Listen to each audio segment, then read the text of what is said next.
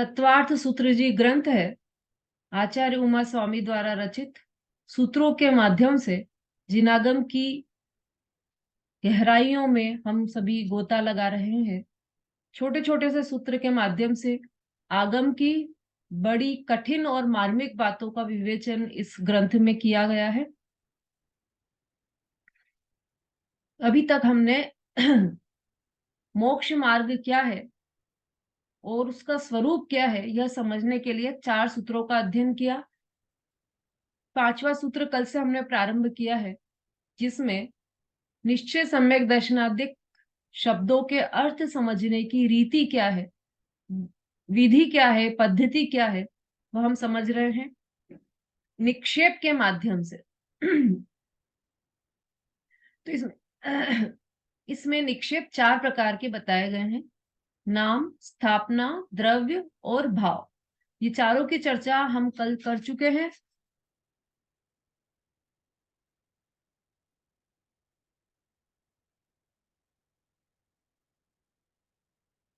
कल सबसे पहले हमने नाम निक्षेप की चर्चा की थी, जिसमें हमने देखा था कि किसी भी गुण या जाति या क्रिया की अपेक्षा के बिना किसी का यथेच्छ नाम रख लेना, वो सो नाम निक्षेप है ना। जैसे किसी में वीरता न होने पर भी उसका नाम महावीर होना, महावीर नाम रखना, यह नाम निक्षेप है। उसके बाद स्थापना निक्षेप, इसमें हमने देखा कि यह वह है, इस प्रकार किसी अनुपस्थित वस्तु का दूसरी उपस्थित वस्तु में जोड़कर आरोप कर देना, वह भाव निक्षेप है।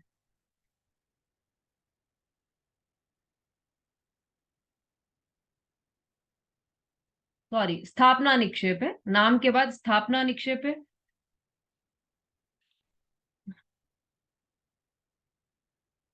मतलब किसी अन्य वस्तु में अन्य वस्तु का प्रतिनिधित्व स्थापित कर देना कि यह वही है, ऐसा ऐसा।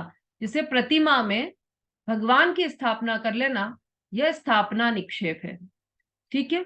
महावीर भगवान की प्रतिमा को महावीर कह देना, यह स्थापना निक्षेप है। ये तो उदाहरण लिया है अपन ने।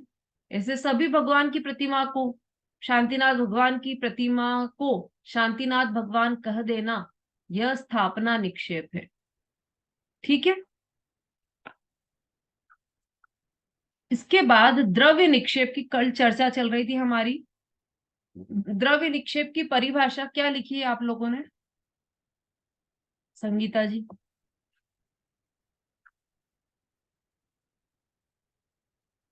दीदी कल तो मैं एब्सेंट थी।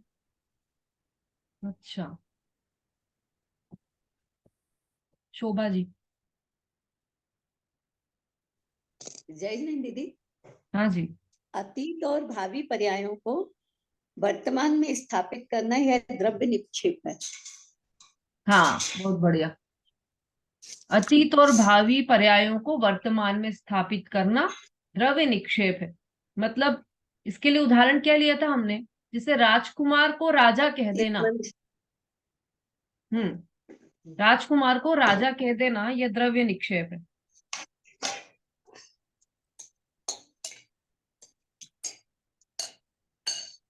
दही निकाल दिया था, रायता बनाएंगे। फ्रिज में रख देना रायता, दही खट्टा हो जाएगा। शोभा जी म्यूट कर लीजिए आपका। इसके बाद नाम, स्थापना, द्रव्य और अब भाव निक्षेप। तो हमने नाम निक्षेप में देखा था, नाम निक्षेप के लिए क्या उदाहरण लिया था हमने कल?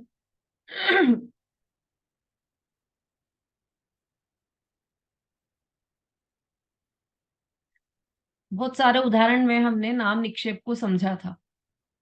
अभिलाषा जी? जय जिनेन्द्र दीदी, जैसे हाँ। राजकुमार वर्धमान का जन्म हुआ है, लेकिन उसको भाभी तीर्थंकर के नाम से बोला कि तीर्थंकर जन्म हुए हैं, तो राजकुमार वर्धमान को भाभी तीर्थंकर कहना नाम द्रव्य निक्षेप कहलाएगा। द्रव्य निक्षेप कहलाएगा ना। नाम निक्षेप किसे कहते हैं? नाम निक्षेप के लिए क्या उदाहरण दिया?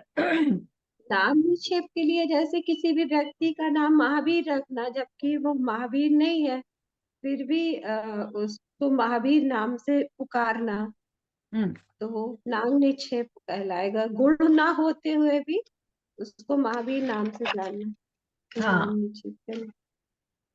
ठीक है। गुण और दोष की अपेक्षा के बिना हम्म, किसी स्थान, व्यक्ति या वस्तु का नामकरण करना वह नाम निक्षेप है। इसमें एक बात और निक्षेप स्पष्ट की थी कि यदि उसका वो वास्तव में महावीर हो, कोई महावीर मतलब वास्तव में वो बहादुर हो लड़का और उसका नाम महावीर रख दिया हो, तो भी उसका नाम नाम निक्षेप से रखा हुआ ही कहा नाम जाएगा। निक्षेप भले ही वैसे ही उसके गुण है, तब भी वो जैसे कोई सुंदर लाल है ना, तो कोई कुरूप व्यक्ति को सुंदर लाल कहना तो वो उसके नाम निक्षेप से कहा।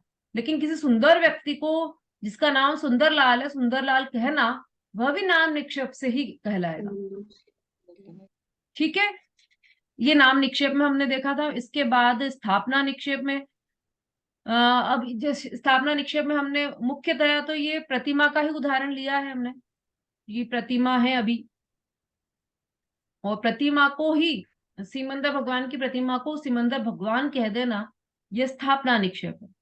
अब इसी तरह से जैसे चेस का गेम होता है, शतरंज का जो खेल होता है, उसमें ये ऊंट ये मेरे ऊंट ने तुम्हारे ऊंट को मार दिया, ये मेरा घोड़ा है ना।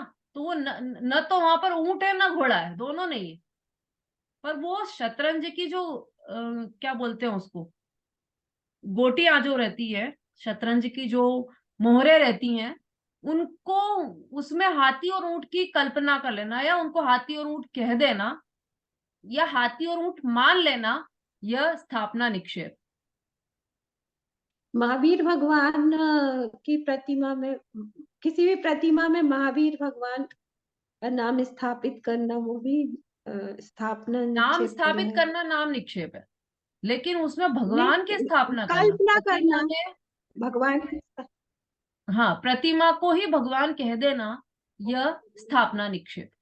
जबकि वो तो पत्थर की प्रतिमा है, भगवान तो चैतन्य है, अनंत चतुष्टय के धनी। लेकिन पत्थर की प्रतिमा को भी, ये सिमंदर भगवान है, हमें सिमंदर भगवान की के पास चलना चाहिए, ये महावीर भगवान है, ये शांतिनाथ भगवान है, ऐसा कह देना, यह स्थापना निक्षेप है। ठीक है, अब तीसरा हमारा जो था वह द्रव्य निक्षेप था। तो उसमें द्रव्य निक्षेप में क्या हुआ कि भूतकाल की जो पर्याय है और जो भावी भविष्य की जो पर्याय है, उनकी मुख्यता से वर्तमान में उसे कह देना, वो द्रव्य निक्षेप है। इसमें दो उदाहरण देखे थे हमने। एक तो जो जो राजकुमार भविष्य में राजा बनने वाला है, उस राजकुमार को वर्तमान में ही राजा कह देना, ये हमारे राजा जी हैं, तो ये द्रव्य निक्षेप है। दूसरा, ये जो कोई व्यक्ति ऐसा हो जो कि कल ये पूजा करने वाला है, तो ये तो पुजारी है भाई, ये तो रोज पूजा करने जाते हैं, ये तो पुजारी हैं। और वो जो बच्चा अभी घर में बैठा हुआ है, पढ़ नहीं रहा है, तब भी उसको कह देना कि यह विद्यार्थी। तो उसकी आगामी या भूतकाल की पर्याय को देखकर उसे वर्तमान में कह देना, वह द्रव्य निक्षेप। आ रहा है समझ में? द्रव्य निक्षेप किसे कहा उषा जी? है ना, उस किसी व्यक्ति की भूतकाल की पर्याय, मतलब उसकी एक तो प्रेजेंट पर्याय हो गई, एक पास्ट पर्याय और एक फ्यूचर पर्याय। तो पास्ट और फ्यूचर की पर्याय को देखकर उसको प्रेजेंट में ही वैसा कह देना, वो कहलाएगा द्रव्य निक्षेप। हाँ बोलिए वीना जी। जय जिनेन्द्र दीदी, मतलब हम्म, खास अंतर समझ नहीं आ रहा किसमें? तीनों में। तीनों में? मतलब हाँ, नाम, द्रव्य, भाव। मतलब जैसे राजा राजा का पुत्र है और हम्म उसको अभी राजा बना नहीं है, हम कह देते हैं कि भाई ये राजा ही है। हाँ राजकुमार को हाँ भावी हाँ राजा होने वाले भावी राजा हैं। तो हम्म द्रव्य में आएगा, ये भाव में आएगा, नाम में आएगा, ये कंफ्यूजन हो रहा है। चलिए ठीक है, फिर से मैं इसको अब ऐसा करते हैं कि हम एक ही उदाहरण पकड़ते हैं। अभी अपन क्या अलग अलग उदाहरण ले रहे थे, एक ही उदाहरण पकड़कर चलते हैं, उसको तीनों में लगाते हैं, चारों में। जैसे किसी बच्चे का नाम महावीर रख देना, उसको महावीर नाम से, ए महावीर इधर आओ, तो ये क्या है? ये नाम निक्षेप। ठीक।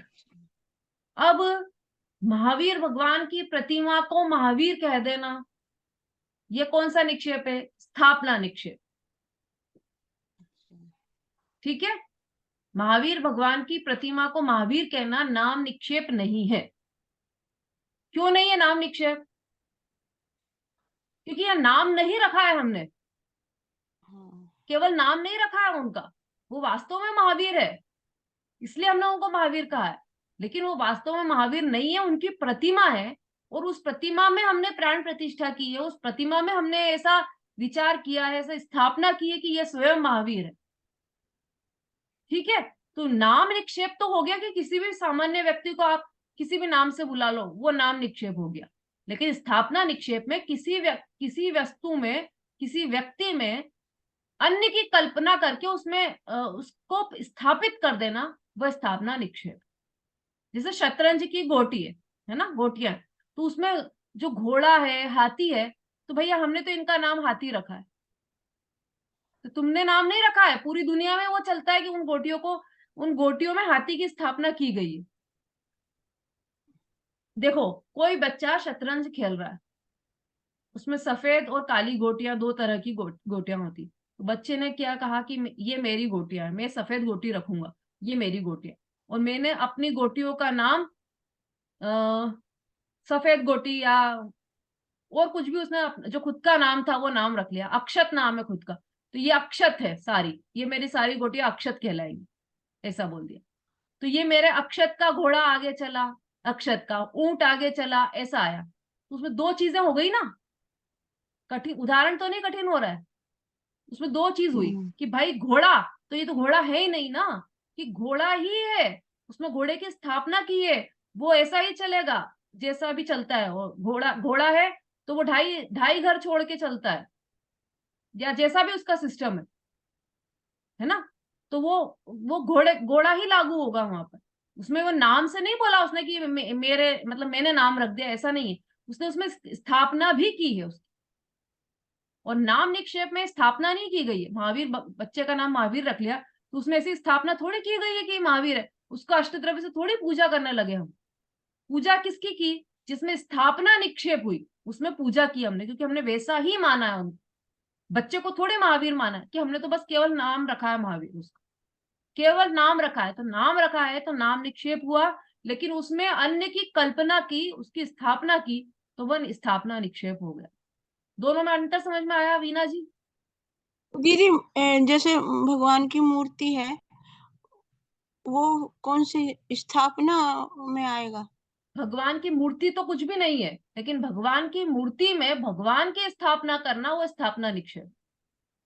भगवान की मूर्ति तो मूर्ति है, प्रतिमा है वो तो, हाँ, है ना। उसमें हमने मूर्तिकार के भगवान का लिए, स्वरूप देखा। मूर्तिकार के लिए वह प्रतिमा उसका एक्सपेरिमेंट स्थल है, उसके लिए वो पाषाण है। दर्शन करने वाले के लिए वो भगवान है, चोर के लिए वो चोरी का स्थल है। सबके लिए अलग अलग है वो बात तो। लेकिन हमने उसको भगवान माना है क्योंकि हमने उसमें भगवान की स्थापना की। तो स्थापना निक्षेप से हमने उस प्रतिमा को महावीर माना। तो ये दोनों में अंतर हो गया, नाम और स्थापना में। तीसरा, द्रव्य निक्षेप। द्रव्य निक्षेप में क्या किया हमने कि उस वस्तु में भूत या वर्तमान की, भूत या मतलब पास्ट की या फ्यूचर की पर्याय को वर्तमान में देखकर, वर्तमान में जोड़कर बोल दिया कि ये वही। किसी ने बोला कि हम मंदिर गए दर्शन करने, भगवान महावीर की प्रतिमा थी वहां पर। किसी ने बोला कि अरे वो मारीच का जीव था ना, उसने तो कैसे 363 पाखंड के मत चला है। तो हमने क्या कहा, अरे यही तो है वो, यही तो है वो मारीच का जीव, वो भगवान महावीर है। और हमने क्या कहा कि ये मारीच का जीव है। तो हमारा कहना गलत है क्या? कि नहीं, गलत नहीं है, लेकिन आपने द्रव्य निक्षेप से कहा है। क्यों द्रव्य निक्षेप से? क्योंकि उनकी जो भूतकाल की पर्याय थी उसको वर्तमान की पर्याय में स्थापित करके हमने ये बोला कि ये मारीच का जीव, यही तो है मारीच। दीदी यहाँ द्रव्य से मतलब क्या हुआ? जैसे द्रव्य हर जगह अलग अलग उसमें आता है। द्रव्य के जैसे बहुत अर्थ होते हैं, यहाँ पर ये हाँ, निक्षेप के साथ द्रव्य है ना, तो निक्षेप का अर्थ ही अपन ने ये देखा है कि क्या अर्थ देखा था निक्षेप का कल की परिभाषा में अपन ने? ध्यान है किसी को? ये अतीत और भावी पर्यायों का वर्तमान में स्थापित अरे करना, यह ये तो द्रव्य नहीं निक्षेप है। नहीं नहीं, ये तो द्रव्य निक्षेप का बता रहे हो, मैं निक्षेप का पूछ रही हूँ। अच्छा, निक्षेप का क्या अर्थ है कि लोक व्यवहार में या आगम में शब्द बोलने की या कहने की पद्धति, उसको निक्षेप कहा है। ठीक है ना? अब द्रव्य निक्षेप में मतलब ये जो कथन करने की जो पद्धति है, द्रव्य निक्षेप में उसका क्या अर्थ है कि जो भूत और भविष्य की जो पर्याय है उसको वर्तमान में कह देना। अभी राजा बना नहीं है लेकिन फिर भी राजकुमार को राजा कह देना, ये द्रव्य निक्षेप। यहाँ पर द्रव्य का अर्थ वो मत लगाना आप कि जो द्रव्य गुण पर्यायों सहित होता है वो द्रव्य, या जो 6 द्रव्य होते हैं वो नहीं। यहाँ पर द्रव्य शब्द का अर्थ द्रव्य निक्षेप लेना, बस उसका शब्दार्थ करने की भी कोशिश मत करना, केवल उसका ये समझना अर्थ कि भूत और भविष्य की पर्याय को देखकर वर्तमान में उस व्यक्ति को या वस्तु को वैसा ही कह देना, वो द्रव्य निक्षेप। ठीक है? तो अब राजकुमार को राजा कह दिया, अभी वो बना नहीं है तब भी उसको राजा कह दिया, तो वो क्या कहलाएगा? द्रव्य निक्षेप है। या इसको थोड़ा और सूक्ष्मता में जाए तो जैसे अभी घर में ही कोई बैठा हो, कोई पूछे कि अरे ये जाते हैं कि नहीं मंदिर, तो अपन क्या कहते हैं? अरे ये तो पुजारी है, तो अभी पूजा कर रहे हैं क्या? वो कि अभी तो नहीं कर रहे, अभी तो बैठे भोजन कर रहे हैं वो तो। फिर भी उनको पुजारी कह दिया, क्यों? क्योंकि उनकी भूत की या भविष्य की पर्याय को देखकर उनको पुजारी कहना। सब बातों में एक बात ध्यान रखना है आप, ये जो निक्षेप से कथन है ना, वो कहीं भी गलत नहीं कि अरे आपने तो वो तो भोजन कर रहा था तो आपने उसको तो पुजारी कह दिया, कि आप तो झूठ बोलते हो, आगम में झूठ लिखा है उसको पुजारी बोल दिया आगम में। ऐसा नहीं है, वो निक्षेप से कथन। वही तीर्थंकर आप वो बार बार ऐसा कहते हैं कि प्रतिदिन भगवान के दर्शन करना चाहिए, आगम में ऐसा लिखा हुआ। तो क्या आगम में तो झूठ लिखा है, भगवान तो है ही नहीं, हम किसके दर्शन करें? तो आगम में लिखा कि भगवान सर्वत्र उपलब्ध, भगवान उपलब्ध है, मंदिर जी में विराजमान है, आप उनके दर्शन करो। तो इसने क्या कहा कि आगम तो झूठा है, जिनवाणी तो झूठी है, भगवान मंदिर में भगवान है ही, भगवान मंदिर में है ही नहीं। फिर भी लिख दिया आगम में कि भगवान है मंदिर में, कि नहीं, वहां निक्षेप से कथन है, स्थापना निक्षेप से कथन है। वहां पर जो भगवान की प्रतिमा है वह भगवान उसी को भगवान कहा गया है स्थापना निक्षेप से, तो उसी के प्रतिदिन दर्शन करना चाहिए, ऐसा वहां पर लिखा है। ये सब क्यों बता रहे हैं यहाँ पर? इसीलिए बता रहे हैं कि आप जिनवाणी की आगम की बातों को गलत ना समझे। आगम में भी अलग अलग जगह पर निक्षेप से कथन आएंगे। बोलिए रेखा जी। जय जैन दीदी। दीदी एक बार जी और बता दो जैसे निक्षेप क्या है, मतलब ये समझ में आ जाएगी ना तो सारा सब समझ में आ जाएगा अच्छे से। जैसे हाँ, निक्षेप किसे कहते? निक्षेप कथन करने की पद्धति, ये समझ लो आप सरल शब्दों में, कहने का एक तरीका है निक्षेप। जो राजकुमार है, राजा नहीं है, उसको भी राजा कह दिया, तो ये कह, और फिर भी वो झूठ नहीं कहलाया। राजकुमार को राजा कहना गलत है कि सही है? कि न तो सही है ना गलत है, मतलब सही है, पर किस अपेक्षा से सही है? कि वह द्रव्य निक्षेप की अपेक्षा से सही। तो ये जो आगम में कथन किए गए हैं, आगम में जिनवाणी में जो बातें आई है, उनको समझने का तरीका है ये निक्षेप, है ना? अभी जिनवाणी पढ़ के, अभी इसीलिए मैंने ये बताया कि जिनवाणी पढ़कर किसी ने क्या कहा कि जिनवाणी तो झूठ लिखती है, जिनवाणी में सत्य कथन नहीं है, असत्य कथन। क्यों असत्य कथन है? कौन सा कथन असत्य लगा आपको? कि उसमें ऐसा लिखा है कि प्रतिदिन मंदिर जी जाकर भगवान के दर्शन करना चाहिए। अब ये सत्य है कि असत्य है रेखा जी? सत्य है। कैसे सत्य? मंदिर में भगवान मिलते हैं क्या अपने को? जी दिखते नहीं है, लेकिन उनकी मूर्ति में अपन को, मूर्ति तो उनकी स्थापना हुई है ना, तो अपन तो उसी के दर्शन करेंगे, साथ तो भगवान अपन को दिखेंगे ही नहीं। ये तो उसी के इसलिए जिनवाणी में कथन जो कहा गया है वो सत्य है, पर हाँ स्थापना निक्षेप से आप देखोगे तो सत्य है। अब उसको सीधा देखना कि उनने तो कहा है कि भगवान है तो भगवान ढूंढो, अब मिल ही नहीं रहा भगवान, नहीं मिल रहे तो जिनवाणी असत्य है। नहीं नहीं। इसलिए इन निक्षेप के कथनों का महत्व है, स्थापना निक्षेप का इसलिए महत्व है, इसलिए कथन का महत्व है। तो स्थापना निक्षेप से कोई बात कही जा रही है तो वह सत्य है। ठीक है, फिर इसके बाद हमने 3 निक्षेप देख लिए, नाम, स्थापना और द्रव्य निक्षेप। अब भाव निक्षेप, तो मात्र वर्तमान पर्याय की मुख्यता से, अर्थात वर्तमान में जो जैसा है उसको उसी रूप से कहना, वो भाव निक्षेप है। ये तो बिल्कुल सरल सरल सी बात है। जैसे कोई पूजा कर रहा हो तो उसको पुजारी कह देना, अरे ये पुजारी जी है। ये तो ये तो बस अभी पूजा कर रहा है ना, हाँ, लेकिन अभी अभी पूजा कर रहे हैं इसलिए वो पुजारी। ये विद्यार्थी है कि ये तो बस अभी पढ़ रहा है, इसकी एग्जाम हो जाएगी तो फिर पढ़ना छोड़ देगा, ये तो है ना।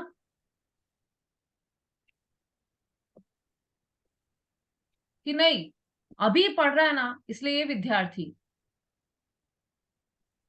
जैसे कोई एमबीबीएस की पढ़ाई कर रहा हो, एमबीबीएस में उसने एंट्रेंस लिया, मतलब एंट्रेंस एग्जाम दिया और एमबीबीएस में एडमिशन हो गया उसका। अभी वो कॉलेज भी नहीं गया तो क्या कहने लगे, उसकी मम्मी क्या कहने लगी, अरे डॉक्टर साहब लीजिए आपका टिफिन तैयार है। पूरे घर वाले उसको डॉक्टर साहब कहने लग जाए। क्यों कहने लगे? अभी तो उसने पढ़ाई शुरू भी नहीं की है, डॉक्टर बनना तो बहुत दूर की बात है। ये सब द्रव्य निक्षेप से कहा जा रहा है, उसकी जो भविष्य की पर्याय है।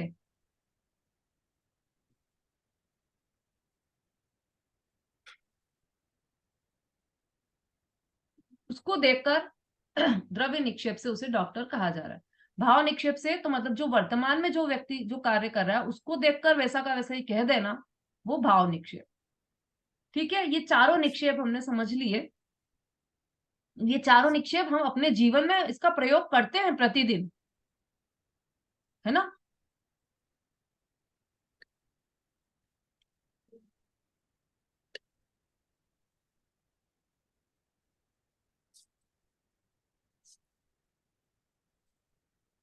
तो यहाँ पर क्यों बोला जा रहा है, ये तो अपन डेली की बात हो गई ना, कि किसी का नाम महावीर है तो उसको महावीर बोलना।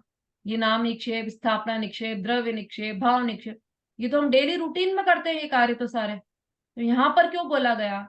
यहाँ पर इसलिए बोला गया कि जो सम्यक दर्शनादिक रत्नत्रय है ना, वो और 7 तत्व, उनको इन निक्षेपों के आधार से समझना चाहिए हमें। समझना और समझाने के लिए ये निक्षेपों का आधार ग्रहण करना चाहिए।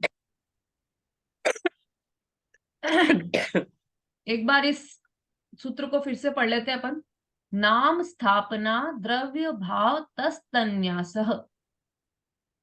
नाम, नाम स्थाप स्थापना, द्रव्य, भाव, तस्तन्यासः। बोलिए रेखा जी। दीदी एक मिनट। नाम, स्थापना, द्रव्य।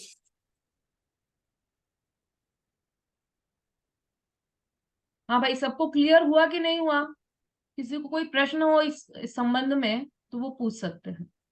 हाँ, विशु जी ने तो नाम स्थाप गर्दन हिला के बता दीदी दिया है, बोलूं? तो उनको पूरा समझ में आ गया है। हाँ, बोलिए बोलिए। नाम, नाम, स्थापना, द्रव्य, भाव, तन्यासः। हाँ, तस्तन्यासः। सह। हम्म, है ना, एक मात्रा की भी गलती नहीं हो, ये ट्राई करना चाहिए।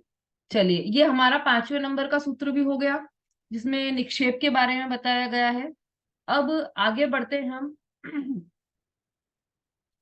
ये जो रत्नत्रय की बात चली प्रारंभ से ही हमारी, है ना, सम्यक दर्शन, ज्ञान, चारित्राणी, मोक्ष मार्ग, वो और जीवादि 7 तत्व, ये 2 की बात चल रही है शुरू से ही। तो रत्नत्रय मतलब सम्यक दर्शन, सम्यक ज्ञान, सम्यक चारित्र, और जीवादि 7 तत्व मतलब जीव, अजीव, आश्रव, बंध, संवर, निर्जरा और मोक्ष, इनकी बात चल रही है। तो इनको कैसे जाना जाए, इनको जानने का उपाय क्या है, यह इस सूत्र में बताने वाले हैं। प्रमाण नयेरधिगमः, प्रमाण नयेरधिगमः, बोलिए अभिलाषा जी।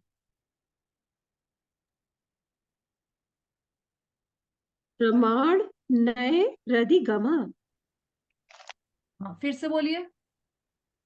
प्रमाण नए रधिगमः, प्रमाण नयेरधिगमः। प्रमाण नए रधिगमः, प्रमाण नयेरधिगमः, ठीक है। अब प्रमाण इसका, नए रधिगमः, हाँ, नयेरधिगमः ऐसा, प्रमाण नएर रधिगमः। नहीं र 2 बार नहीं है। अच्छा, जो रधिगमा का रा इसमें लेना है, नएर हाँ दिगमा, हाँ, प्रमाण इसको नएर तोड़ना नहीं। दिगमा, प्रमाण नयेरधिगमः, प्रमाण नएर रधिगमा, 2 बार आप उसको तोड़ो मत।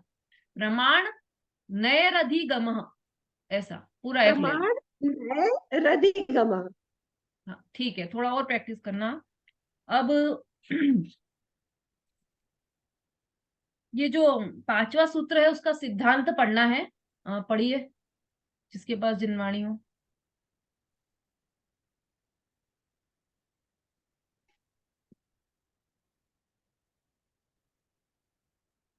समता भाभी।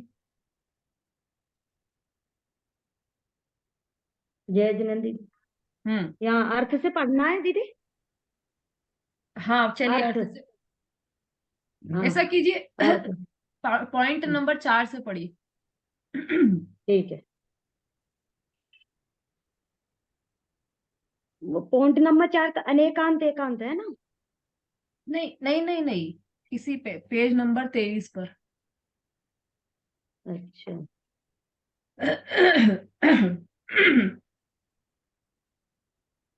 प्रमाण सच्चे ज्ञान को, अरे आप निर्दोष कहाँ ज्ञान पहुंच को गए? नहीं नहीं नहीं, अध्याय 1 का सूत्र नंबर 5, उसमें पेज नंबर 23 पर चौथे नंबर का पॉइंट, भाव निक्षेप के नीचे। हाँ हाँ, आ गए समझ। जहाँ सम्यक दर्शन आदि या जीवादि शब्दों का प्रयोग किया गया हो, वहाँ कौन सा निक्षेप लागू होता है, तो निश्चय करके जीवों को सच्चा अर्थ समझ लेना चाहिए।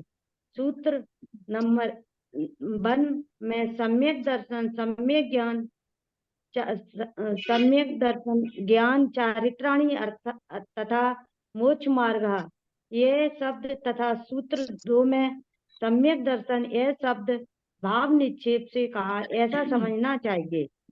स्थापना निक्षेप और द्रव्य निक्षेप में भेद। अर्थ, स्थापना निक्षेप में बताना है मात्र आरोपित है, उसमें वह मूल वस्तु कदापि नहीं है, वह वहां कदापि नहीं हो सकती है। और द्रव्य निक्षेप में वह मूल वस्तु भविष्य में प्रकट होगी अथवा भूतकाल में थी।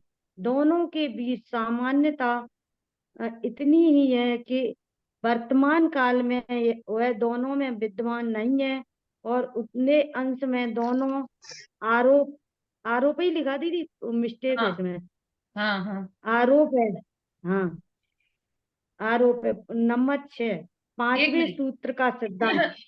एक मिनट, इसको समझ के फिर आगे बढ़ते हैं अपन। ये प्रश्न भी था ना कि निक्षेप में आपस में कंफ्यूजन हो रहा है, तो अब यहाँ पर स्थापना निक्षेप और द्रव्य निक्षेप, इन दोनों में क्या अंतर है वो बता रहे हैं।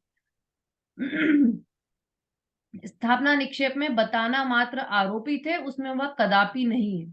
स्थापना निक्षेप में जैसे प्रतिमा में महावीर भगवान की स्थापना की, तो वो केवल आरोपित है, वास्तव में वहां पर नहीं है महावीर भगवान, बिल्कुल भी नहीं है महावीर भगवान वहां पर, केवल कहा गया है उसको, प्रतिमा को महावीर भगवान वहां पर, तो वह वहां पर मूल वस्तु कदापि नहीं है और हो भी नहीं सकती, तभी तो स्थापना निक्षेप है। यदि मूल वस्तु ही हो जाए तो फिर वो स्थापना निक्षेप कहाँ है, वो तो फिर तो भाव निक्षेप हो गया, है ना।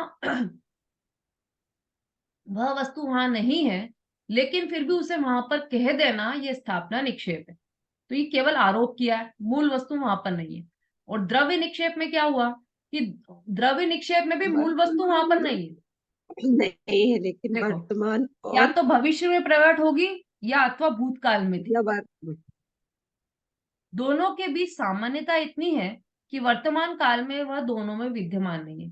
न तो द्रव्य निक्षेप में मूल वस्तु जो है वह स्थापना निक्षेप में भी नहीं है वर्तमान में, और द्रव्य निक्षेप में भी नहीं है वर्तमान में, दोनों में नहीं है। ये दोनों कॉमन फैक्टर दोनों में यह है कि दोनों में ही मूल वस्तु वर्तमान में उपलब्ध नहीं है। दोनों में, इसमें स्थापना निक्षेप में भी नहीं है और द्रव्य निक्षेप में भी नहीं है। अब अंतर क्या है दोनों में कि स्थापना निक्षेप में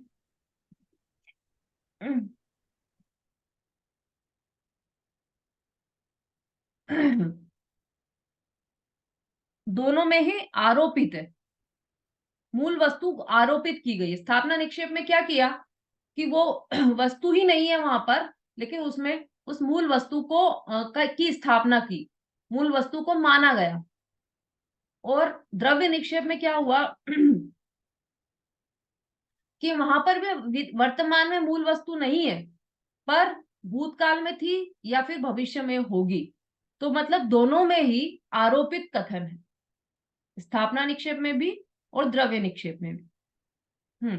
आगे पढ़िए।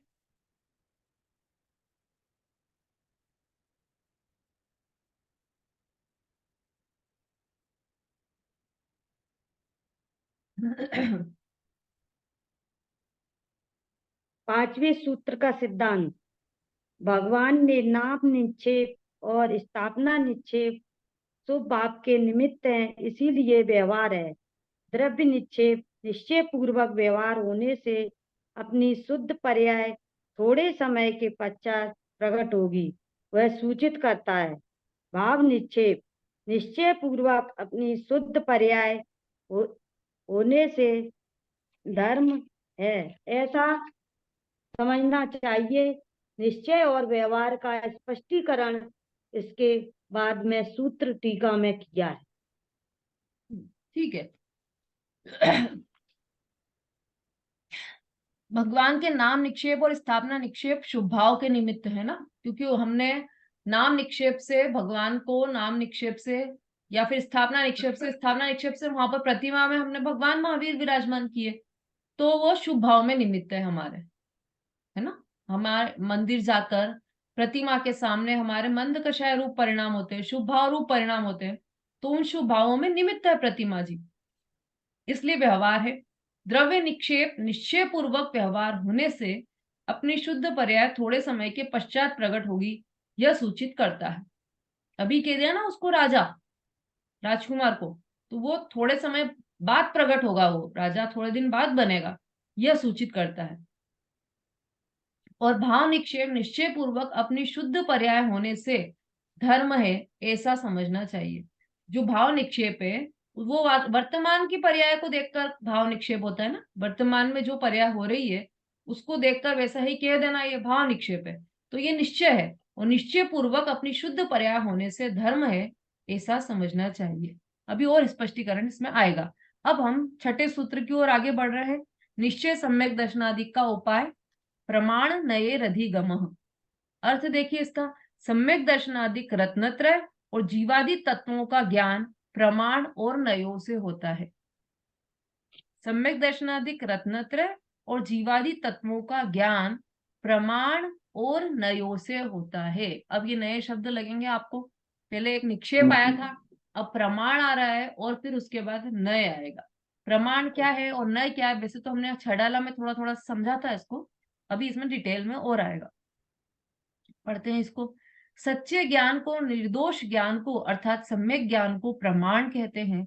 अनंत गुणों या धर्म का समुदाय रूप अपना तथा पर वस्तु का स्वरूप प्रमाण द्वारा जाना जाता है। प्रमाण वस्तु के सर्व देश को ग्रहण करता है, जानता है।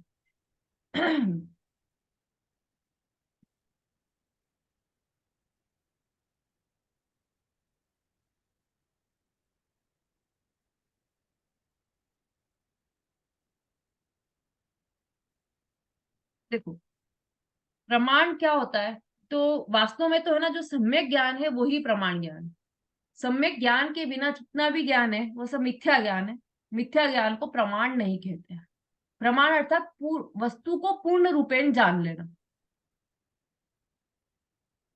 उदाहरण के लिए अपन ने छड़ाला में भी जब इसकी चर्चा चली थी तब अपन ने घर का उदाहरण लिया था कि जैसे घर है, घर तो उसमें अलग अलग रूम्स है, बेडरूम है, किचन है, लिविंग रूम है, बालकनी है, ये सब अलग अलग अलग अलग ऐसा नाम रखे उसके।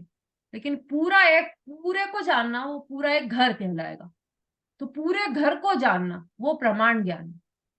उसके अंश को जानना वो नए ज्ञान है। केवल बेडरूम को जानना वो नए का ज्ञान है। पूरे को जानना वो प्रमाण का ज्ञान है। हाथी है तो हाथी के पूरे हाथी का ज्ञान होना वह प्रमाण का ज्ञान है। उसके एक एक अंश का ज्ञान होना, उसके पैरों का, उसकी सूंड का, उसके कानों का ज्ञान होना, ये नए से जाना जाएगा। लेकिन प्रमाण ज्ञान तो पूरी वस्तु को जानता है। ठीक है, अब सम्यक ज्ञान जो है वह प्रमाण ज्ञान है। और जो नए है, साथ में नए का भी पढ़ लेते फिर दोनों का अपन करते हैं।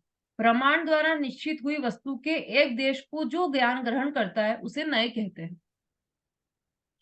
पहले प्रमाण द्वारा निश्चित हो गया कि ये हाथी है। अब उसका एक पैर लिया कि हाँ ये हाथी का जो पैर है वह खंबे जैसा है, हाथी का जो कान है वह सूपड़े जैसा है, हाथी की जो पूंछ है वह रस्सी जैसी है। तो पहले प्रमाण द्वारा निश्चित किया कि हाँ ये हाथी है। फिर उसके एक देश को ग्रहण किया, वह ज्ञान नए कहलाता है। जो प्रमाण द्वारा निश्चित हुए अनंत धर्मात्मक वस्तु के एक एक अंग का ज्ञान मुख्यता से कराता है सो नए है।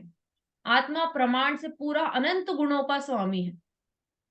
अब उसमें ज्ञान गुण कैसा है कि ज्ञान गुण की एक समय की पर्याय में इतनी ताकत है कि वह 3 लोक और 3 कालों के, तीनों लोकों तीनों कालों के जितने भी द्रव्य गुण पर्याय हैं, तो अनंत द्रव्य गुण अनंत पर्यायों को एक साथ जानने वाला युगपत ऐसा ज्ञान के एक समय की सामर्थ्य है। तो ये तो आत्मा के जो अनंत गुण है उसमें से एक ज्ञान गुण को मुख्य करके उसके बारे में हमने ज्ञान प्राप्त किया। तो क्या हुआ कि ये नए से जाना हमने। वस्तु तो पूरी है, अखंड एक है, मिश्री है तो वो पूरी अखंड एक है, पर हम उसके मिठास के बारे में चर्चा करते हैं, कभी उसके हम